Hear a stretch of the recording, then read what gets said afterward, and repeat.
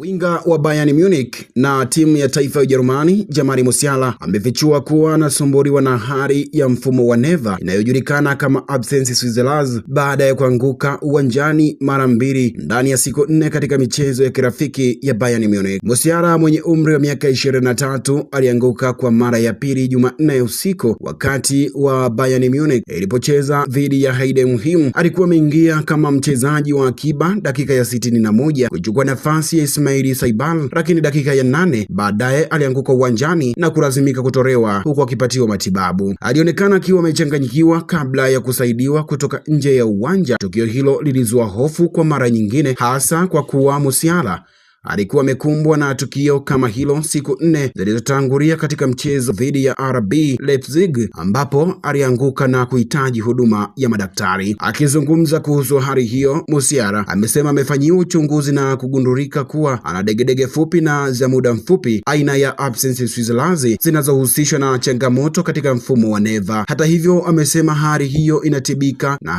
na hakuna hatari nyingine ya kiafya kwa sasa. Musiala amewashukuru mashabiki kwa ujumbe na msaada waliompa, akisema anaelewa kuwa matukio hayo yanaweza kuonekana kuwa ya kutisha, lakini amewataka kutokuwa na hofu kubwa kwa sababu anapata huduma bora kutoka kwa wataalamu wa afya. Mchezaji huyo amesema anaendelea kuwa na matumaini makubwa na kwamba Bayern Munich wako upande wake katika kipindi hiki.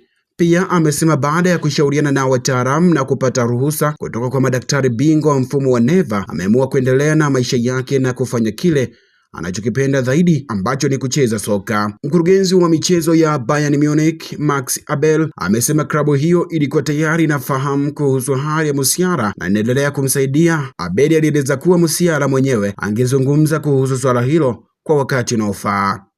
Licha ya tukio hilo, Bayern Munich iliibuka na ushindi wa mabao 4-2 dhidi ya Heidenheim, huku Philipp Chavez, Arjen Ibrahimovic, Luis Diaz na Nathaniel Brown wakifunga mabao ya Bayern. Hata hivyo, tukio la Musiala liliendelea kutawala mjadala baada ya mchezo kutokana na kuanguka kwake kwa mara ya pili ndani ya muda mfupi.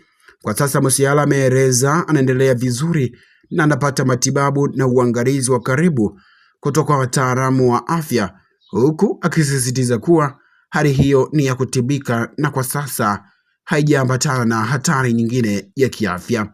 Mimi ni Friday Mongomare na hii ni CGTV Tanzania.